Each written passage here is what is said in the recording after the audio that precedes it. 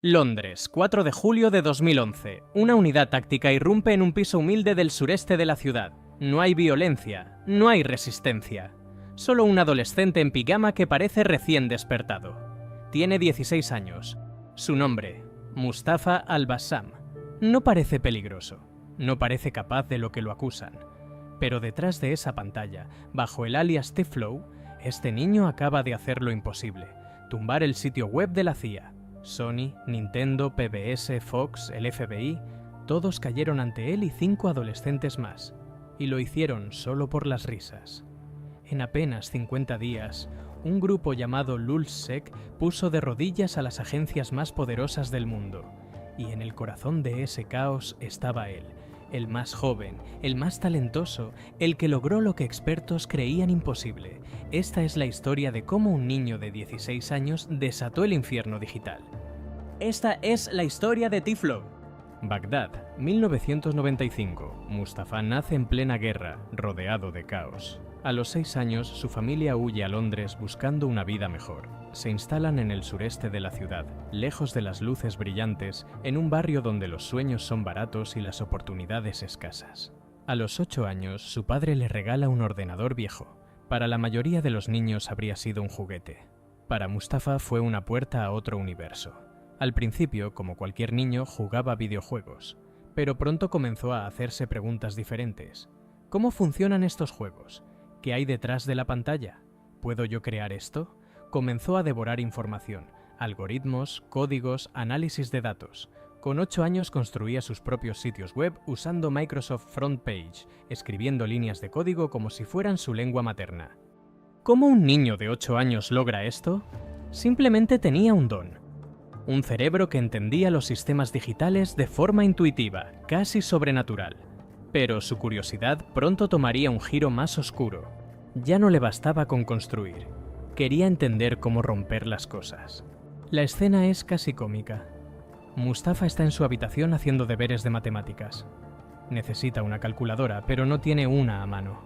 Abre el navegador y busca una calculadora online. Hasta ahí nada fuera de lo normal. Pero mientras resuelve las operaciones, algo llama su atención. El código fuente del sitio está visible. Y no solo eso, puede modificarlo en tiempo real. La mayoría de los niños habrían cerrado la página y seguido con sus deberes. Mustafa reescribió líneas de código, cambió funciones, manipuló el comportamiento completo de la página. Sin malware, sin intenciones maliciosas, solo curiosidad pura. Y en ese momento, algo se encendió en su cerebro. Una adicción, una obsesión.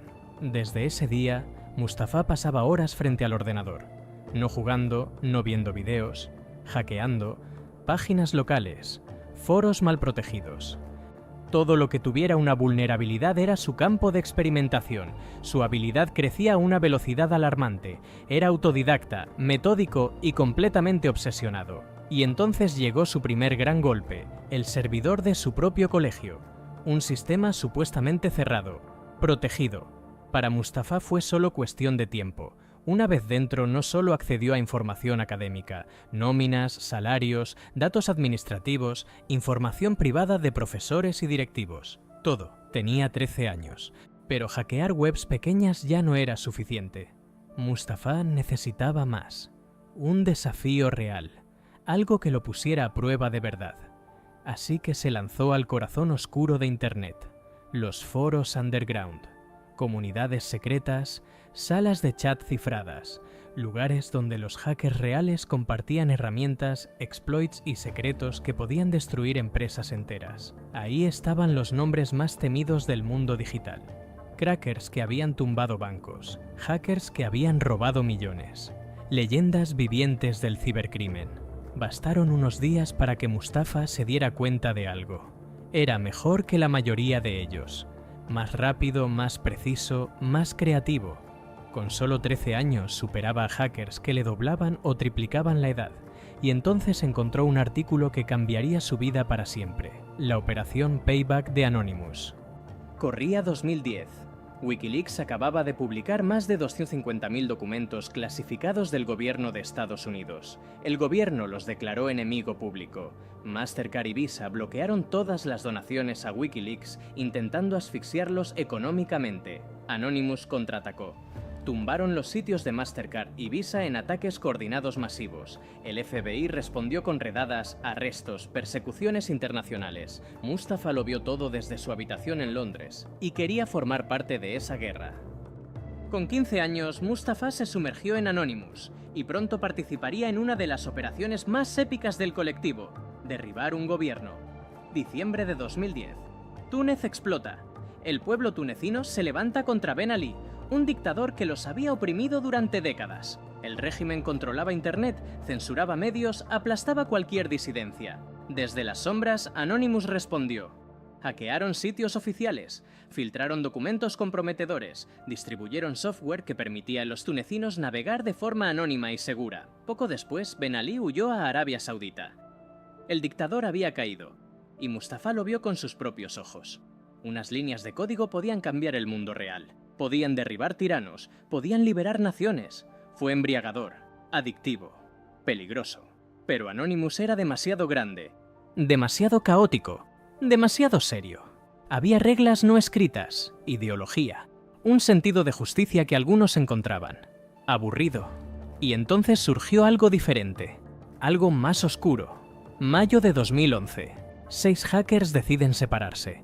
Afirman que Anonymous se había alejado de sus valores originales, pero la verdad es más simple y más honesta. No buscaban justicia, buscaban diversión. Le llamaron LulzSec. Lulz por las risas, Sec por seguridad. Querían atacar por el simple placer de hacerlo, romper las reglas y reírse mientras el mundo ardía.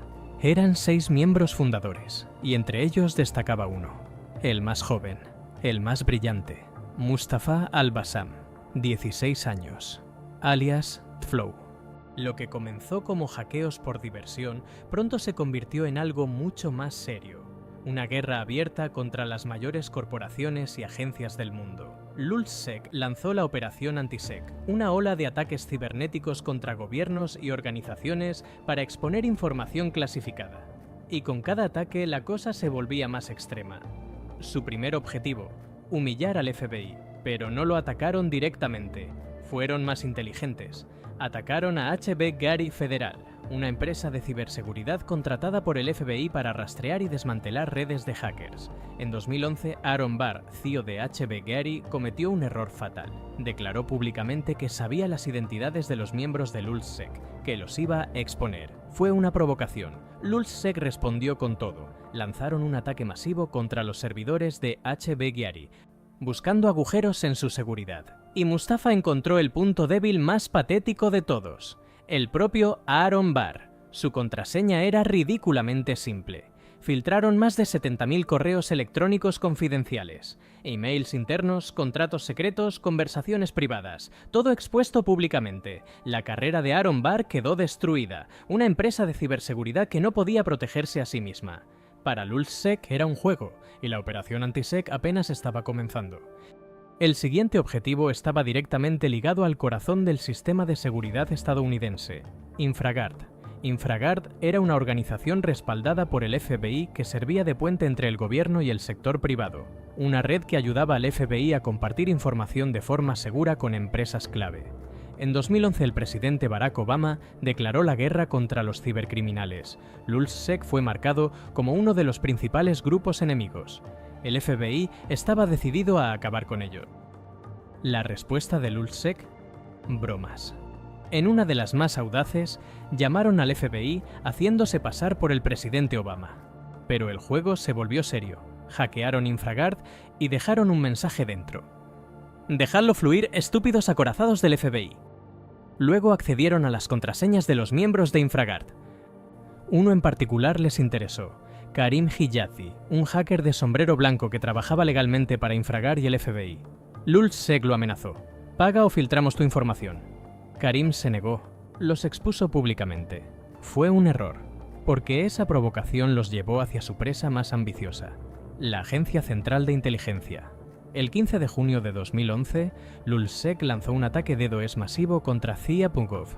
Inundaron el sitio con tantas solicitudes, tantos visitantes falsos, que el sistema simplemente colapsó.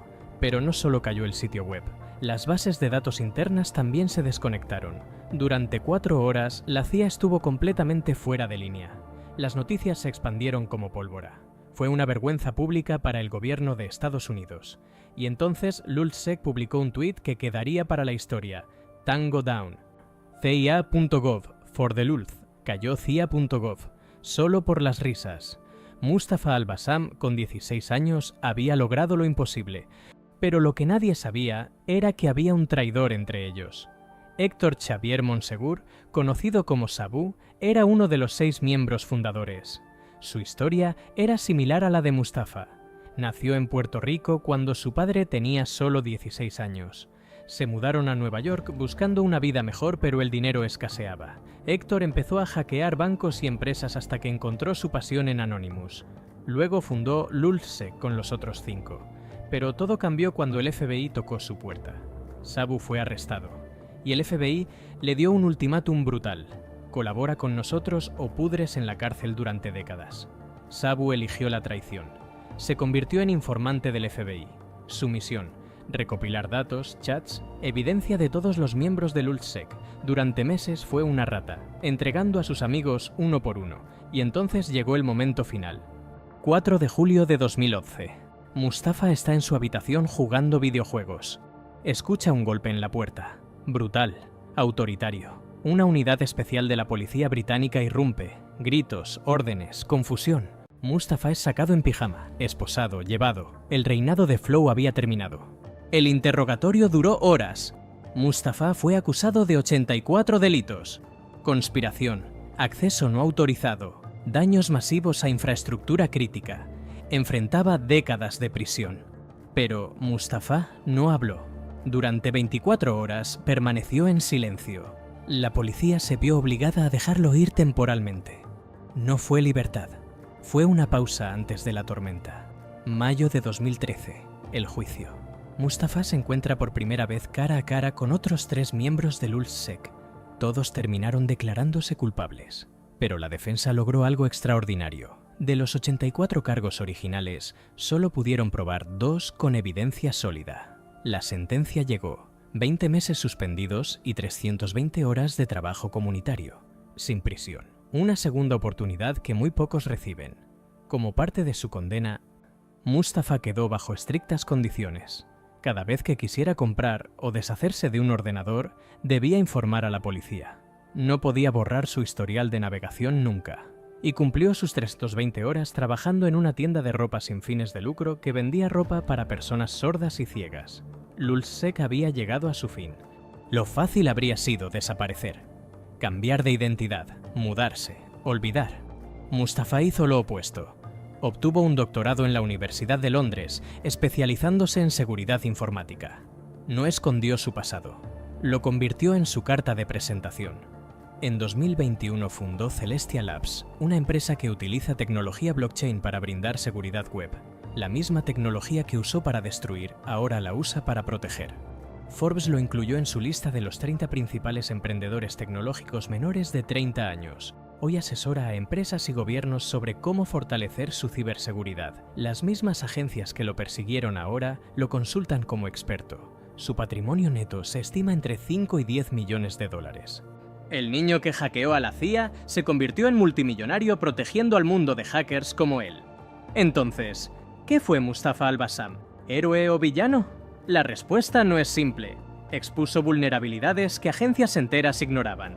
Humilló a gobiernos corruptos, ayudó a derribar dictadores, pero también causó millones en daños, puso en riesgo información sensible, jugó con fuego sin entender las consecuencias.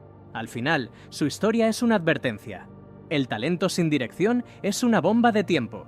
Mustafa tuvo suerte. Tuvo una segunda oportunidad que la mayoría no recibe, pero ahí afuera hay miles como él. Adolescentes brillantes, un mal paso de arruinar sus vidas. Genios que necesitan destruir todo antes de aprender a construir. La pregunta no es si Mustafa se lo merecía. Es cuántos más están escribiendo código en este momento sin saber que cada línea los acerca al abismo. Porque al final, hackear sistemas es fácil. Lo difícil es hackear tu propia vida. y reescribir el código antes de que sea demasiado tarde.